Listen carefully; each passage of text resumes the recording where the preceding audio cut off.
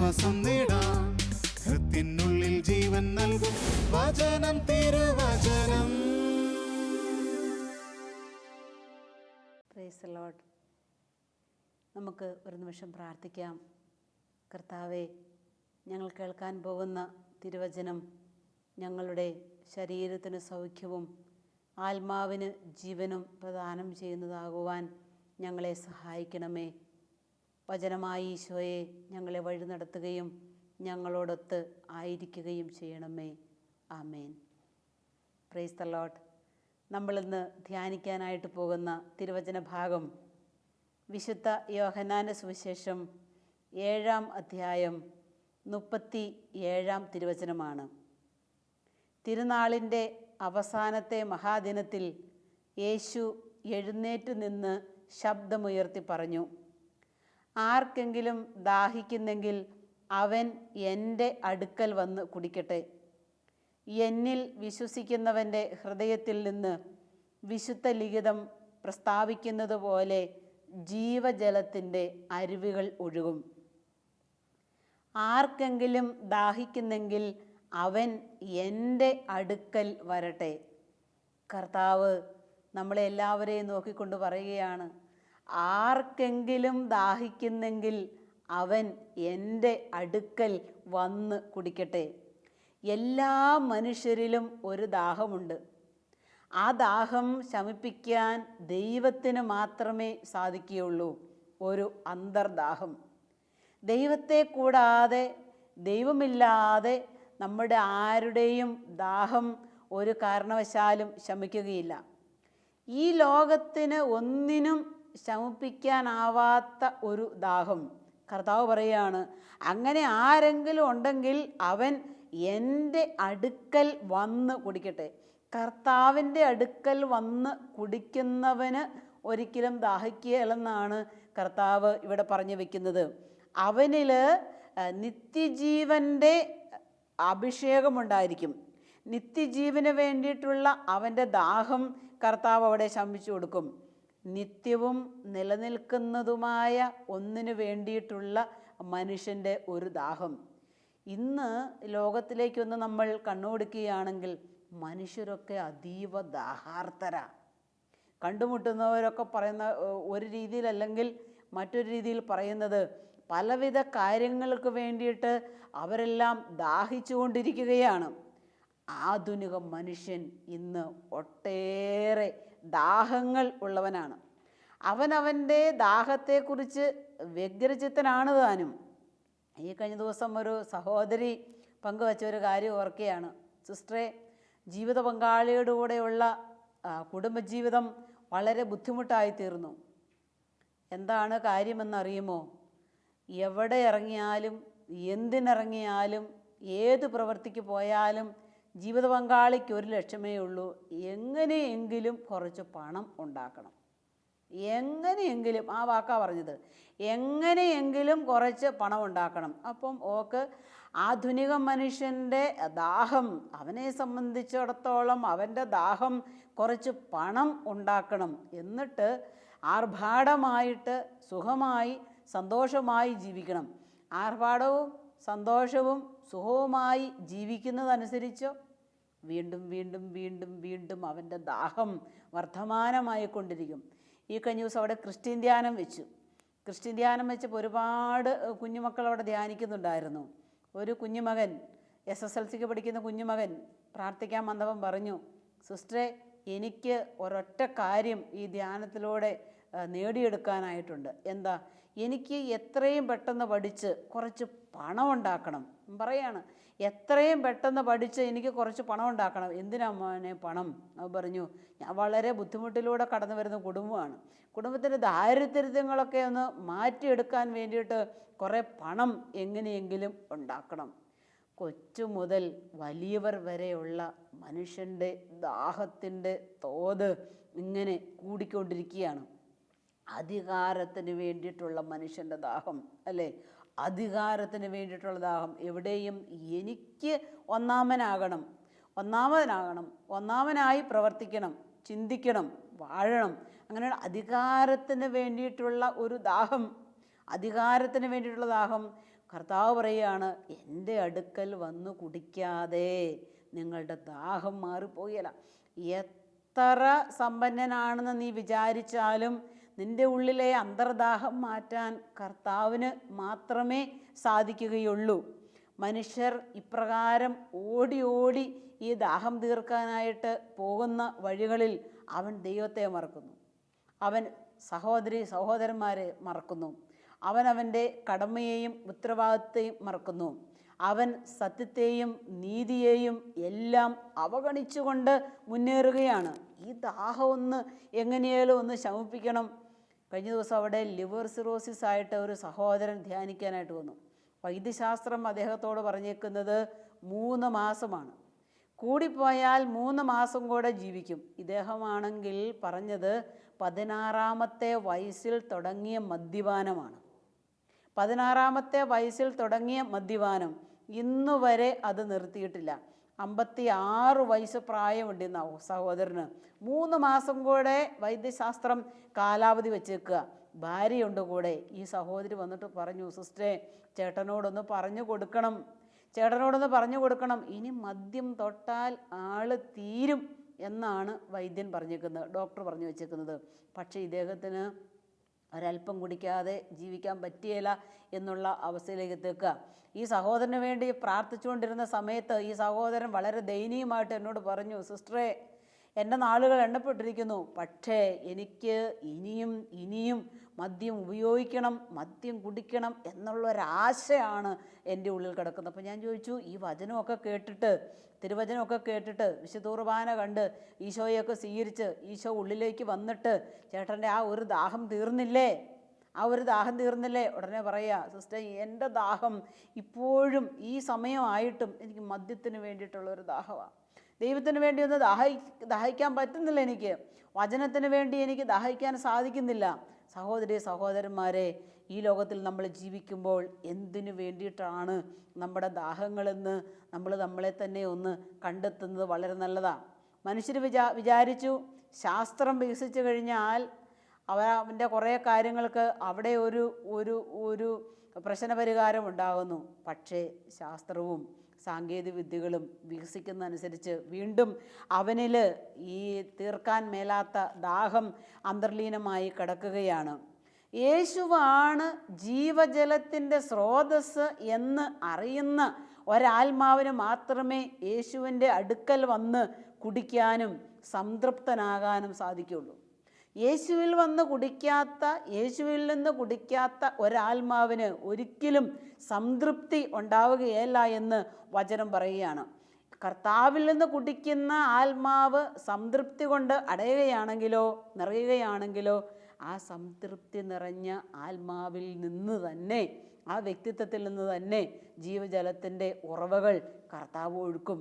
അപ്പോൾ ക്രിസ്തുവിൽ നിന്ന് നമ്മൾ കുടിക്കുകയാണെങ്കിൽ നമ്മുടെ ദാഹം തീരുകയും ക്രിസ്തുവിനെ കൊണ്ട് നമ്മുടെ ഉള്ളം നിറയ്ക്കുകയാണെങ്കിൽ അവനിൽ നിറഞ്ഞ് നമുക്ക് പ്രവർത്തിക്കാനും സാധിക്കും. ദാഹം ശമിപ്പിക്കത്തക്ക വിധം കർത്താവ് നമുക്ക് അവിടുത്തെ ജീവജലത്തിൻ്റെ അഭിഷേകം തരുമ്പോൾ അത് വേണ്ട എന്ന് നമ്മൾ വയ്ക്കുന്നത് കൊണ്ടാണ്, മാറി നിൽക്കുന്നത് കൊണ്ടാണ് നമ്മൾക്ക് നിത്യജീവിതത്തിലേക്ക് പ്രവേശിക്കാനായിട്ട് സാധിക്കാത്തത്. കർത്താവ് പറഞ്ഞു, ഞാൻ നൽകുന്ന ജലം അവനിൽ നിത്യജീവനിലേക്ക് നിർഗളിക്കുന്ന അരുവിയാകും. കർത്താവ് തരുന്ന ഈ ജലം നിത്യജീവനിലേക്ക് നിർഗളിക്കുന്ന അരുവിയാകും. മാത്രമല്ല, കർത്താവിൽ വിശ്വസിക്കുന്ന ഏതൊരുവനും കർത്താവ് ചെയ്യുന്ന പ്രവൃത്തി തന്നെ ചെയ്യാനും സാധിക്കുമെന്ന് കർത്താവ് നമ്മളെ പഠിപ്പിക്കുകയാണ്.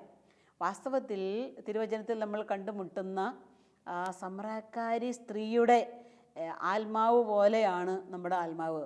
സമറക്കാരി സ്ത്രീ ഒരുപാട് പേരുടെ കൂടെ ഒരുപാട് പാപത്തിൽ സുഖിച്ച് ജീവിച്ചിട്ടും അവളുടെ ദാഹം തീർന്നില്ല. ഈ ദാഹം തീരാതെയാണ് ഇവള് കർത്താവിൻ്റെ അടുത്ത് എത്തപ്പെട്ടത്. പക്ഷെ അപ്പോഴും ശമറക്കാരി സ്ത്രീ മനസ്സിലാക്കുന്നില്ല, എൻ്റെ യഥാർത്ഥ ദാഹം ശമിപ്പിക്കാൻ സാധിക്കുന്ന അവൻ്റെ മുൻപിലാണ് ഞാൻ നിൽക്കുന്നത് എന്നുള്ള കാര്യം അവൾക്ക് മനസ്സിലായില്ല. കർത്താവ് അവളോട് പറയുന്ന ഒരു കാര്യമുണ്ട്, നീ ഇത്രയും കാലം എന്തിനു വേണ്ടിയിട്ടാണോ ദാഹം വെച്ച് പുലർത്തിയിരുന്നത്, അതൊന്നും നിൻ്റെ ദാഹത്തെ ശമിപ്പിക്കാനായിട്ട് സാധിച്ചില്ലല്ലോ. ഇതാ ഞാൻ തരുന്ന ഈ ജലം, ഞാൻ തരുന്ന ഈ ജലം നീ കുടിക്ക്, ഒരിക്കലും നീ ദാഹിക്കുകയില്ല.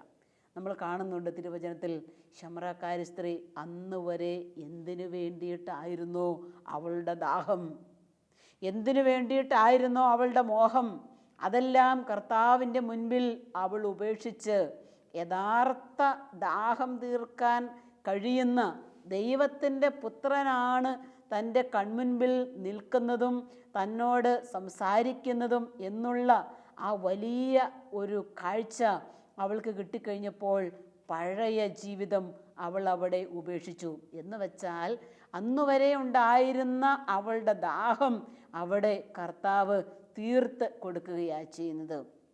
നമ്മൾക്കും ഇന്ന് പല പല കാര്യങ്ങൾക്ക് വേണ്ടിയിട്ടുള്ള ദാഹങ്ങളുള്ളവരാണ്. ഈ ദാഹങ്ങളൊക്കെ ആയിട്ട് കർത്താവിൻ്റെ സന്നിധിയിലേക്ക് നമ്മൾ പോകുമ്പോൾ കർത്താവ് നമ്മളുടെ ദാഹം തീർത്തു തരികയാണ്. പാപമില്ലാത്ത, പാപബോധമില്ലാത്ത അവസ്ഥയിൽ ജീവിക്കുന്ന അനേകരുടെ ദാഹം വീണ്ടും വീണ്ടും അവൻ ചെയ്തു പോരുന്ന പാപപ്രവൃത്തികളുടെ സന്തോഷം അനുഭവിക്കാൻ വേണ്ടിയിട്ടുള്ളതാണ് അവൻ്റെ ദാഹം. പക്ഷേ കർത്താവ് പറയുന്നു, കർത്താവ് ഒരാൾക്ക് അവൻ്റെ ജീവൻ്റെ ജലം കുടിക്കാൻ കൊടുത്തു കഴിഞ്ഞാൽ ആ വ്യക്തിയുടെ ജീവിതത്തിൽ മാറ്റങ്ങൾ സംഭവിക്കും. ആ ജലം കുടിച്ചാൽ ശമറക്കാരിയുടെ ജീവിതത്തിൽ നമ്മളതാ കാണുന്നത്. കർത്താവ് കൊടുത്ത ജലം അവൾ കുടിച്ചു കഴിഞ്ഞപ്പോൾ അവളുടെ ജീവിതത്തിൽ ഒരു മാറ്റം വന്നു. പഴയ ജീവിതത്തിൻ്റെ അവസ്ഥയിൽ നിന്ന് അവൾ പരിപൂർണമായും അവൾ മാറി. പുതിയ ജീവിതത്തിൻ്റെ ശൈലി അവൾ സ്വീകരിച്ചു. ഒരുവൻ്റെ സാധാരണ അവസ്ഥയിലേക്ക് കർത്താവ് ഇറങ്ങി വരാൻ ഇന്നും കാത്തിരിക്കുന്നതാണ്. എൻ്റെ സാധാരണ അനുദിന ജീവിതത്തിൻ്റെ സാധാരണ അവസ്ഥയിലേക്ക് കർത്താവ് ഇറങ്ങി വരാൻ ആശിക്കുകയാണ്.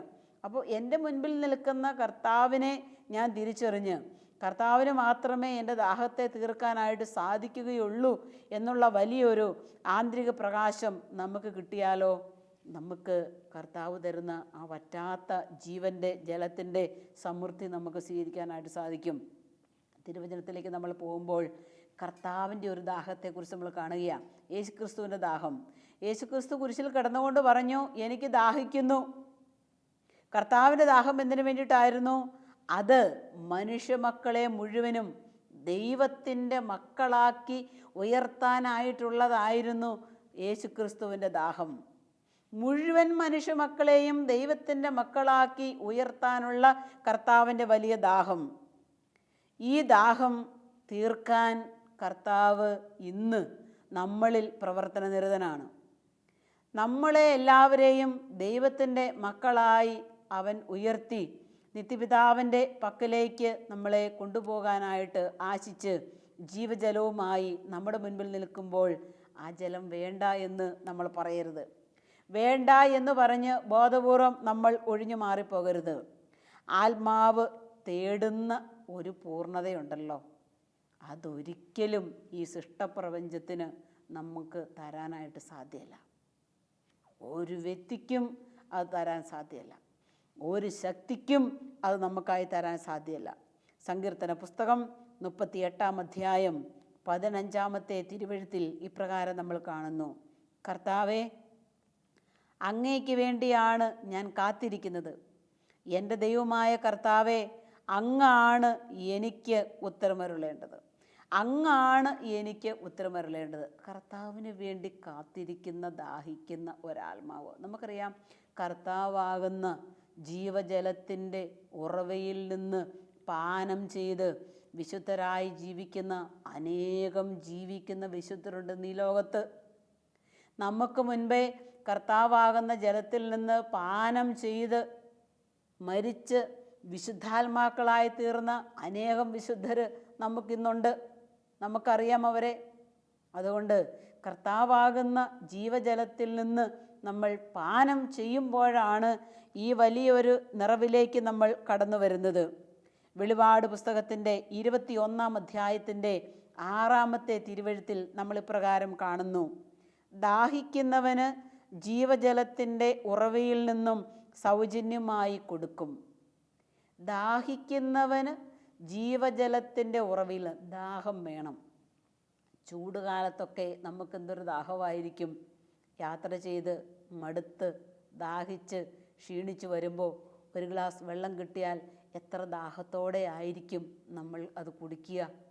കർത്താവ് പറയാണ്, ആത്മീയമായ ദാഹത്തിന് വേണ്ടി ദാഹിക്കുന്ന നിനക്ക് ഞാൻ കുടിക്കാൻ തരും, ഞാൻ നിനക്ക് കുടിക്കാൻ തരും. അപ്പം ആത്മീയമായ ഒരു ദാഹമുള്ള ഒരു മകനാണ്, ഒരു മകളാണ് നീ എങ്കിൽ കർത്താവ് നിനക്ക് കുടിക്കാൻ തരുമെന്നുള്ള വലിയ ഉറപ്പ് നമുക്ക് തരികയാണ്. യേശയ്യായുടെ പ്രവചന ഗ്രന്ഥം 55-ാം അധ്യായം 1-ാമത്തെ തിരുവചനം, ദാഹാർത്തരെ ജലാശയത്തിലേക്ക് വരുവിൻ, നിർധനൻ വന്ന് വാങ്ങി ഭക്ഷിക്കട്ടെ. ദാഹാർത്തരായ എല്ലാവരും ജലാശയത്തിലേക്ക് വരട്ടെ. ആരാണ് ഈ ജലാശയം? ക്രിസ്തുവാകുന്ന ജലാശയത്തിലേക്ക് വന്ന് എല്ലാ ദാഹിക്കുന്ന മനുഷ്യരും കുടിച്ച് സംതൃപ്തിയാകട്ടെ എന്ന് യെശയ്യാ പ്രവാചകനിലൂടെ ദൈവമായ കർത്താവ് നമ്മളോട് അരുളി ചെയ്യുകയാണ്. സങ്കീർത്തന പുസ്തകത്തിൻ്റെ 63-ാം അധ്യായത്തിൻ്റെ 1-ാമത്തെ തിരുവെഴുത്ത്, എൻ്റെ ആത്മാവ് അങ്ങേയ്ക്കായി ദാഹിക്കുന്നു, എൻ്റെ ആത്മാവ് അങ്ങേയ്ക്കായി ദാഹിക്കുന്നു. വിശുദ്ധ കൊച്ചുത്രേസ്യ പുണ്യവതി ഒരു ദിവസം ക്രൂശിത രൂപത്തിൻ്റെ അരികത്ത് പോയി ഏറ്റ സ്നേഹത്തോടെ മുട്ടുകൾ കുത്തി കൊച്ചുത്രേസ്യ ഇങ്ങനെ പ്രാർത്ഥിച്ചു, കർത്താവേ, അങ്ങേക്ക് വേണ്ടി ഞാൻ ദാഹിക്കുന്നു, അങ്ങയുടെ സ്നേഹത്തിന് വേണ്ടി ഞാൻ ദാഹിക്കുന്നു. കൊച്ചുത്രേസ്യ പുണ്യവതി പറഞ്ഞു വെക്കുന്ന ഒരു കാര്യമുണ്ട്.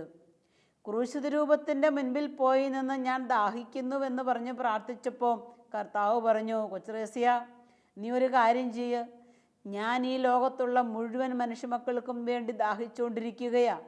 അപ്പോൾ ഈ ലോകത്തുള്ള മുഴുവൻ മനുഷ്യരെയും നിൻ്റെ ദാഹത്തിലേക്ക് ഉൾപ്പെടുത്തി അവർക്കൊക്കെ വേണ്ടി നീ പ്രാർത്ഥിക്കുക. ഈ ലോകം മുഴുവനും വേണ്ടി ആത്മാവ് കർത്താവിന് വേണ്ടി ദാഹിക്കുന്നു, കർത്താവിന് വേണ്ടി ദാഹിക്കുന്നു. യെശയ്യായുടെ പ്രവചന ഗ്രന്ഥം 49-ാം അധ്യായത്തിൻ്റെ 10-ാമത്തെ തിരുവെഴുത്തിൽ നമ്മൾ പ്രകാരം കാണുന്നു, അവർക്ക് വിശക്കുകയോ ദാഹിക്കുകയോ ഇല്ല, ചുടുകാറ്റോ വെയിലോ അവരെ തളർത്തുകയില്ല. എന്തുകൊണ്ടെന്നാൽ അവരുടെ മേൽ ദയയുള്ളവൻ നീർച്ചാലിനരിയിലൂടെ അവരെ കൊണ്ടുപോകും. വെയിലോ ചൂടോ കർത്താവിൻ്റെ ഭക്തന് ഏശിയല. കാരണം അവൻ കുടിക്കുന്നത് കർത്താവിൽ നിന്നാണ്. അതുകൊണ്ടോ അവരുടെ മേൽ കർത്താവിന് പ്രത്യേക ദയയുള്ളത് കൊണ്ട് നീർച്ചാലിനരിയിലൂടെയാണ് അവരെ സുഗമമായി കർത്താവ് കൈപിടിച്ച് കൊണ്ടുപോയിക്കൊണ്ടിരിക്കുന്നത്. നീർച്ചാലിനരിയിലൂടെ നമ്മൾ നീങ്ങണം. ക്രിസ്തുവാകുന്ന നീർച്ചാലിലൂടെ നമ്മൾ നീങ്ങണം. നീർച്ചാലിനരികിൽ നടപ്പെട്ട വൃക്ഷം ഇല വാടാത്തതുപോലെ, വേര് ആഴങ്ങളിലേക്ക് പോയി ജലം വലിച്ചെടുക്കുന്നത് പോലെ, ക്രിസ്തുവാകുന്ന നീരുറവയങ്ങൾ നടപ്പെട്ട ഒരു വൃക്ഷമാണ്, ഒരു ജീവിതമാണ് എൻ്റേതെങ്കിലോ അതിങ്ങനെ വളർന്ന് ഫലം ചൂടി കർത്താവ് ആഗ്രഹിക്കുന്ന ഫലങ്ങൾ പുറപ്പെടുവിച്ചുകൊണ്ട് നിൽക്കുന്ന നല്ല ഒരു വൃക്ഷമായി തീരും. സങ്കീർത്തന പുസ്തകത്തിൻ്റെ 42-ാം അധ്യായത്തിൻ്റെ 1-ാമത്തെ തിരുവചനത്തിൽ ഇപ്രകാരം നമ്മൾ കാണുകയാണ്, നീർച്ചാൽ തേടുന്ന മാൻപേടയെപ്പോലെ ദൈവമേ, എൻ്റെ ഹൃദയം അങ്ങയെ തേടുന്നു. എൻ്റെ ഹൃദയം ദൈവത്തിനായി ദാഹിക്കുന്നു, എൻ്റെ ഹൃദയം ദൈവത്തിനായി ദാഹിക്കുന്നു. സെൻട്രൽ ധ്യാനിക്കാനായിട്ട് വന്ന ഒരു യുവാവ്, ആ യുവാവ് പറഞ്ഞൊരു കാര്യമുണ്ട്, സിസ്റ്ററെ, എനിക്ക് ഈ ലോകത്തിൽ മറ്റൊന്നും വേണ്ട, എനിക്ക് ഈ ലോകത്തിലൊന്നും വേണ്ട, എനിക്ക് എൻ്റെ കർത്താവിനെ മാത്രം കിട്ടിയാൽ മതി. എന്നിട്ട് ആ സഹോദരൻ പറഞ്ഞു, ഞാൻ ഒത്തിരി കാര്യങ്ങൾക്ക് വേണ്ടി ഈ ലോകത്തിലൂടെ പരതിയ ഒരാളാണ് സിസ്റ്ററെ, പക്ഷേ എനിക്ക് അവിടെയൊന്നും എനിക്കൊരു യഥാർത്ഥ സന്തോഷം കിട്ടിയില്ല, ഒരു സംതൃപ്തി കിട്ടിയില്ല, അതിനൊന്നും എൻ്റെ ദാഹത്തെ തീർക്കാനായിട്ട് സാധിച്ചില്ല. പക്ഷേ ഞാൻ എത്തേണ്ടിടത്ത് എത്തിക്കഴിഞ്ഞപ്പോൾ എൻ്റെ ദാഹം തീർന്നു. ഈ ഒരാഴ്ച കാലവും ഇവിടെ ഇരുന്ന് ധ്യാനിച്ചു പ്രാർത്ഥിച്ച് എൻ്റെ ആത്മാവിൽ വീണ്ടും കൊച്ചു കൊച്ചു ദാഹങ്ങളുള്ളത് ശമിപ്പിച്ച് ക്രിസ്തുവിനെ കൊണ്ട് നിറയപ്പെടാൻ വേണ്ടിയിട്ട് പ്രാർത്ഥിച്ചാൽ മതിയെന്ന് എത്രയോ വിശുദ്ധരായിട്ടുള്ള അമ്മച്ചിമാരുണ്ട്, അപ്പച്ചന്മാരുണ്ട്, സഹോദരി സഹോദരന്മാരുണ്ട്. വിശുദ്ധരായി ക്രിസ്തുവിനെ കൊണ്ട് ഉള്ളം നിറച്ച് ജീവിതം നിറച്ച് നീർച്ചാലിന്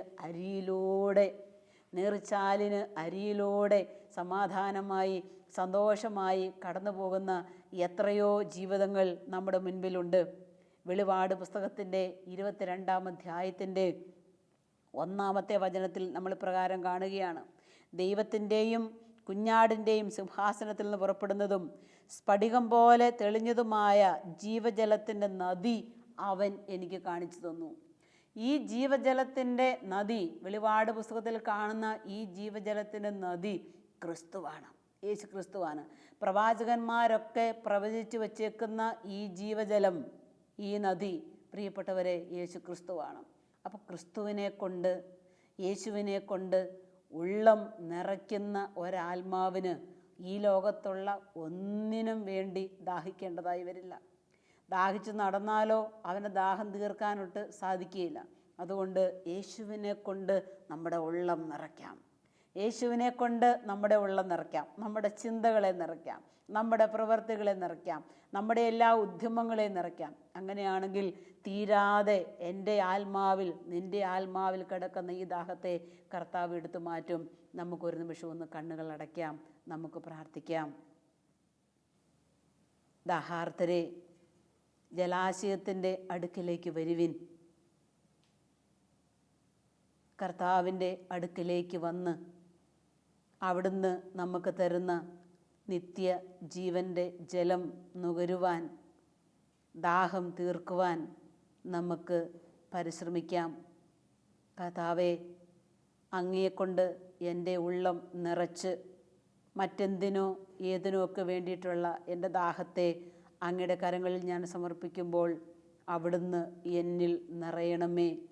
അങ്ങനെ നിന്നെ ഭക്ഷിച്ച് നിന്നിലൂടെ എൻ്റെ ദാഹം അകറ്റി സ്വർഗീയ നിത്യ ജീവിതത്തിൻ്റെ മഹത്വത്തിലേക്ക് എത്തുവാൻ എന്നെ സഹായിക്കണമേ.